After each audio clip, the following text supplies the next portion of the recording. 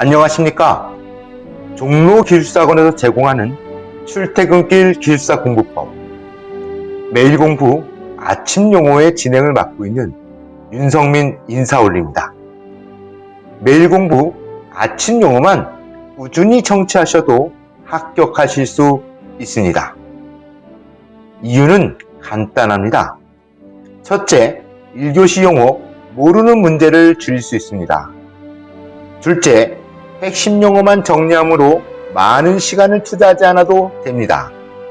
셋째, 쉽게 건축 시공 공법을 배울 수 있습니다. 자, 그러면 출퇴근길을 활용한 기술사 공법 매일 공부 아침 용어 지금 시작합니다.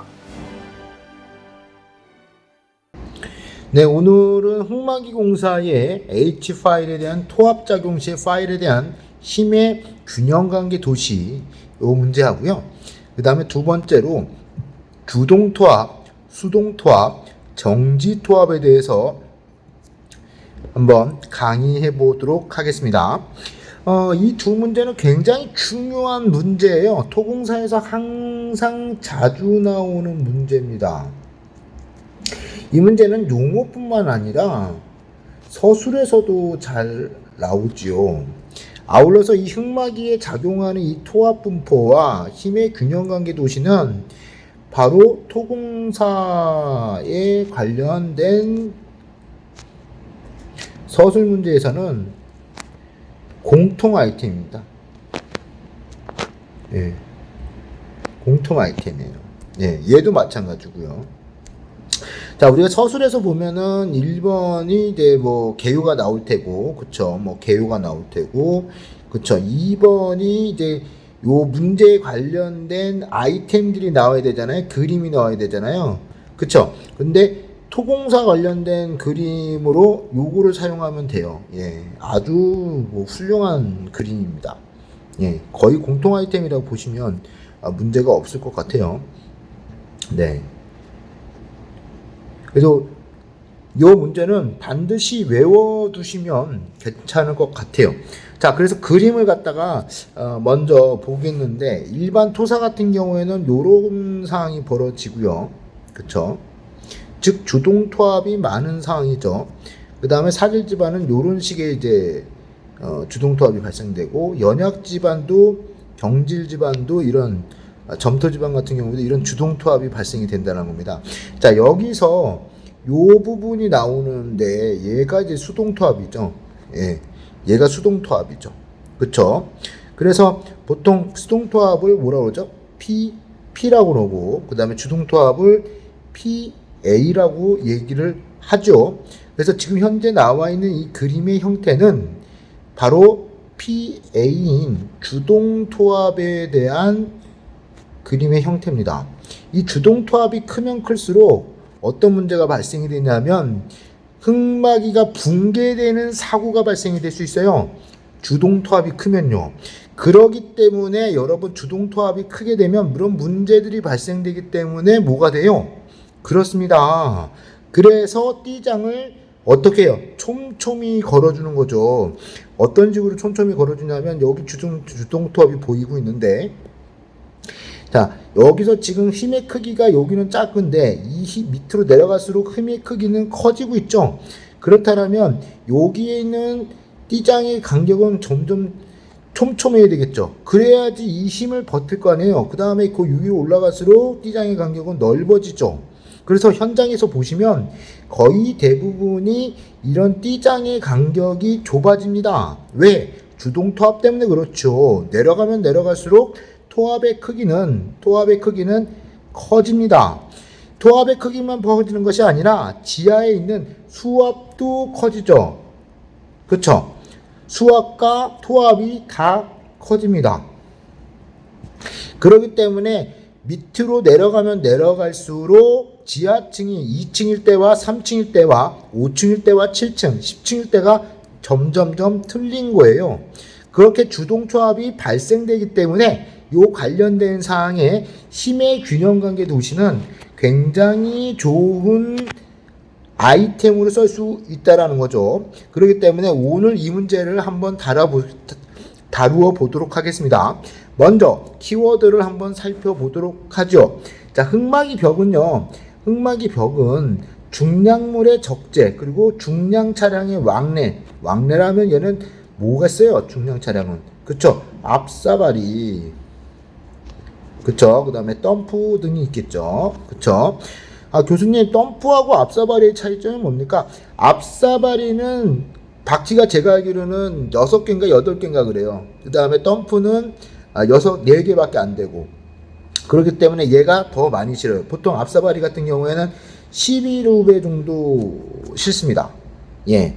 뭐 앞사발이가 만약에 10대가 같다. 그럼 120루베 정도 되는 거거든요. 보통 굴토 작업을 할 때 이 앞사발이나 덤프가 몇 탕을 찌냐면은 10탕 정도 떼요. 10탕 찐다는 얘기는 무슨 얘기냐면 우리 현장에서 다시 어떻게 사토장 가서 다시 우리 현장까지 오는 거. 그쵸? 요까지 거리를 한 탕으로 봅니다. 한 탕. 얘네들 얘기로. 한 탕으로 봐요. 그러니까 10번을 왔다 갔다 하면 120루베 정도가 되는 거죠. 그쵸? 예, 120루베가 정도가 되는 겁니다. 자, 그래서 그런 얘기는 조금 이따 하기로 하고요. 자, 그래서 과대 측압이 발생될 우려가 있죠. 그래서 토압에 대한 충분한 힘의 균형관계 해석과 공사 중 발생하여 있는 설계 외 작업화 중에 대한 충분한 고려가 돼야 됩니다. 자, 흙막에 작용하는 토압 분포는 이런 식으로 발생돼요. 일반 토사인 경우 사질 지반, 연약 지반, 경질 점토 지반인 경우에 그렇죠. 자, 그래서 이 K라는 것은 치갑 개수를 의미하는 거고, 즉 주동 토압의 개수를 의미하는 거예요. 여기 K 보이시나요? 그렇습니다. 그 다음에 수변토의 단위 최적 중량이겠죠. 그 다음에 H는 뭡니까? 깊이에요. 즉 여기까지 내려오는 이 깊이입니다. 자, 이런 깊이가 깊어지면 깊어질수록 어떻게 된다? 그렇죠. 주동토압의 크기는 점점 커질 겁니다. 그 외에 힘의 균형관계 도시를 보게 된다면 파일이 이렇게 있고요. 토압 분포도를 구조도는 이렇게 돼 있겠죠. 예, 버팀대는 일본말로 기리발이지만 이제 우리 영어는 스트럽이라고 얘기를 하죠. 예, 그 다음에 하중도는 이런 식으로, 힘 모멘트는 이렇게 방향이 된다라는 거예요. 힘의 균형관계 도시가 바로 이 점이지요. 네, 바로 문제에서 물어보는 힘의 균형관계 도시는 바로 이 부분입니다. 힘의 균형도시. 야, 잊지 말아주셨으면 좋겠고요. 아울러서 흙막이 구조 설계 시 유의사항은 공통 아이템이라고 볼 수 있겠죠. 왜? 흙막에 관련된 모든 문제가 나올 때마다 흙막이 시공에 대한 주의사항도 좋지만 흙막이 구조 설계 시에 유의사항을 적어주면 더 좋습니다. 네, 아주 좋아요. 네, 토압, 수압, 발생되는 치가압까지 과대 변형 억제해야 되고요. 터프하게 저부 또는 하부 지반이 안정돼야 된다라는 겁니다. 교수님, 흙막이 구조 설계 시 유의사항 이거 진짜 만든 건가요? 맞죠. 왜? 이 책을 저자하신 분이 누구냐면 김우식 원장님이시거든요. 김우식 원장님께서는 토질 및 기초기술사, 그 다음에 건축 구조기술사, 그리고 건축 시공기술사, 그리고 토목 시공기술사, 토목 품질기술사, 그 다음에 건설 안전기술사, 이렇게 6개를 가지고 계시거든요. 그 6개 중에 바로 토질 및 기초기술사를 갖고 계시다 보니까 흙막이 구조 설계를 하실 줄 아세요. 그래서 이 유의사항이 책에 적혀져 있는 겁니다. 왜? 다른 책과 조금 다른 부분은 바로 이런 부분이죠. 그러니까 이것을 쓰게 된다면 여러분 어떻게 될까요? 차별화될 수 있는 답안지가 될 것입니다. 자, 그래서 오늘은 구조 설계 시 유의사항까지 한번 또 알아보았고요. 자, 다음 문제는 143번의 주동 토압하고 수동 토압, 정지 토압입니다. 바로 여기 보이시는 이 주동 토압이 굉장히 중요합니다. 굉장히 중요하고요. 자, 여기서 나오는 요 부분이 뭐냐면은 바로 근입장이에요. 그쵸? 근입장이죠. 네. 굉장히 중요하다라는 거, 요 부분입니다. 여기까지의 거리가 뭐다? 근입장이다. 근입장이라고 볼 수 있겠죠. 근입장 깊이는 저희 현장 같은 경우에도 몇 메다까지 있냐면은 현재 6m에서 7m입니다. 보통 근입장의 깊이가 보통 4m에서 5m로 설계된 경우가 많이 있는데 우리 현장 같은 경우에도 6m에서 7m인 거 보니까 현재 근입장의 깊이는 점점점 늘어나고 있는 추세인 것 같습니다. 자, 제가 저도 지금 이 녹음을 현장에 있는 현장 사무실에서 조용하게 지금 녹음을 하고 있는 중인데요. 저 역시 현업에서 근무하고 있다 보니까 근입장 깊이가 얼마나 되는지 흑막이 도소를 보고 확인을 해야 될 필요가 있겠죠. 왜? 주동토합을 버티기 위해서 그렇습니다. 주동토합이 만약에 발생이 되면 보링 현상이라든가 아니면 히빙 현상들이 발생이 돼서 문제가 발생이 될 수 있거든요. 그렇기 때문에 근입장 깊이를 깊게 할 필요가 있다. 길게 할 필요가 있다라는 거죠. 자, 그래서 주동토합과 수동토합, 정지토합을 한번 키워드를 살펴보도록 하죠. 토합의 흑의 구조는요, 입도와 함수율에 크게 변화합니다. 즉, 입도라는 것은 뭐예요? 바로 토립자의 잠깐만요, 죄송합니다. 입도라는 건 뭡니까? 토립자의 이런 모양이겠죠. 그 다음에 흑의 구조는 얘가 경질이냐 아니면 연함이냐 이런 흑의 형태일 겁니다. 또한 함수율은 뭐냐? 함수율은 말 그대로 물을 얼마나 먹었느냐 안 먹었느냐 그 차이겠죠. 목재에서도 함수율은 마찬가지로 거기에 있는 뭐죠? 그렇습니다. 나무 안에 있는 물의 비율을 의미하는 거죠. 함수율. 네, 이 토목공사에서는 이 함수율이 매우 중요합니다. 이 함수율로 인해서 간극비가 늘어날 수 있고요. 간극률이 늘어나서 주동토합으로 인한 붕괴 사고가 일어날 수 있거든요. 그렇기 때문에 함수율이 매우 중요합니다. 그렇다면 토합의 종류에는 뭐가 있냐? 주동토합과 수동토합, 정지토합이 있죠.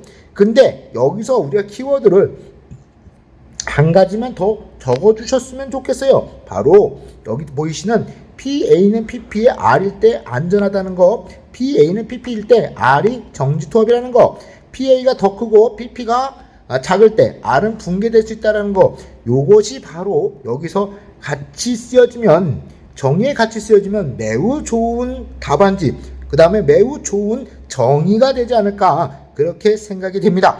아울러서 자, 흑마기에 있는 관련된 그림을 한번 보도록 하죠. 여기 있는 띠장의 반력이 보이시나요? 그 다음에 흑마기 벽이 보입니다. 이 흑마기 벽은 바로 H5라고 토류판일 수도 있을 테고, 또는 주열식 흑마기는 CIP나 MIP, PIP일 수도 있을 테고요. 또는 벽식 흑마기인 슬러리 월일 수도 있겠죠. 그러나 관련된 사항은 어쨌든 슬러리 월이 됐든 또 주열식 흑마기가 됐든 또는 H5 토류판 공법이 됐든 모든 것은 다 주동토합과 수동토합이 발생된다는 겁니다. 그래서 띠장의 반력을 보게 되면 여기엔 좀 이렇게 낮게 나와 있지만 내려갈수록 어떻게 돼요? 촘촘해집니다. 아까도 말씀드렸던 것처럼 촘촘해질 수밖에 없어요. 왜? 여기의 크기가 점점점 커지기 때문에 그렇죠.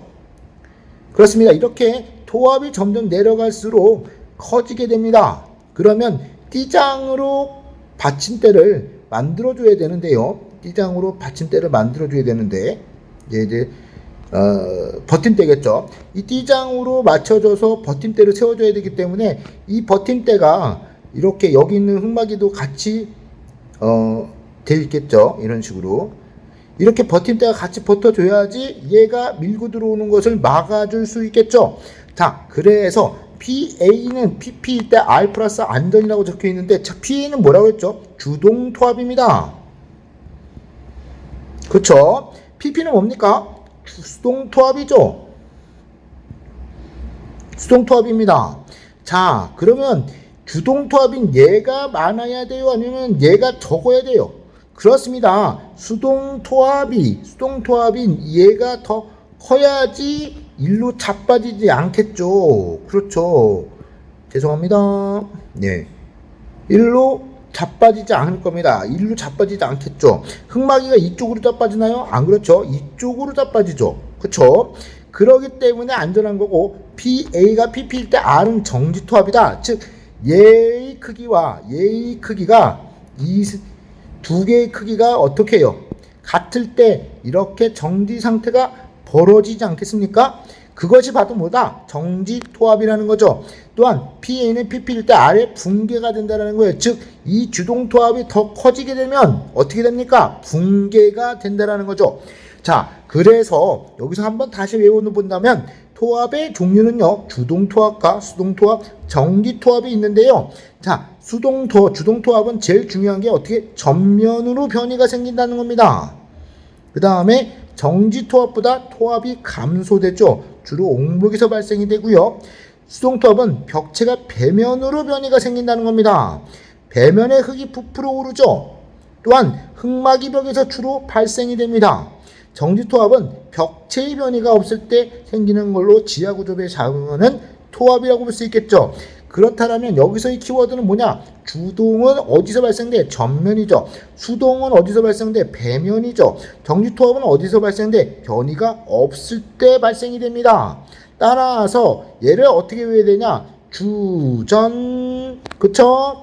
수배, 그쵸? 그 다음에 그 다음에 뭐죠? 변이가 없을 때니까 주전수배 정변입니다. 다시 암기법을 말씀드리자면 주전수배가 정변을 일으켰다. 구테타를 일으켰다는 얘기죠. 주전수배란 놈이 정변을 일으켰다. 어떻게 해요? 주동토합이란 놈이 전면에 배고요. 수동토합이란 놈은 배면이고요. 그 다음에 정지토합은 뭐예요? 변이가 없다. 그래서 주전수배란 놈이 정변을 일으켰다. 외워주시면 좋겠습니다. 따라서 토합의 관계성은 주동토합, 정지토합, 주동토합으로 할 수 있겠죠. 따라서 수동토합이 주동토합보다 커야 되나요? 작아야 되나요? 당연히 커야지만이 흙막이는 정지토합에 의해서 붕괴되지 않을 것입니다. 오늘은 주동토합, 수동토합, 정지토합과 그 다음에 흙막이 공사의 H파일의 토합 작용 시 파일에 대한 힘의 균형관계 도시에 대해서 알아보고 공부했습니다. 끝까지 열심히 공부하셔서 꼭 합격의 길을 가시길 부탁드리고 기도하고 기원하겠습니다. 감사합니다. 매일 공부 아침 용어의 본 강의가 궁금하시다면 종로기술사학원 용어 설명반으로, 건축 경험이 부족해서 현장 이론을 보완하고 싶다면 에어클래스의 기술 지침반으로, 진행자 윤교수 스타일의 모의고사반을 원하신다면 윤스터디를 종로기술사학원에 문의해 주시기 바랍니다. 재미있게 보셨습니까? 좋아요, 구독 꼭 부탁드립니다. 감사합니다.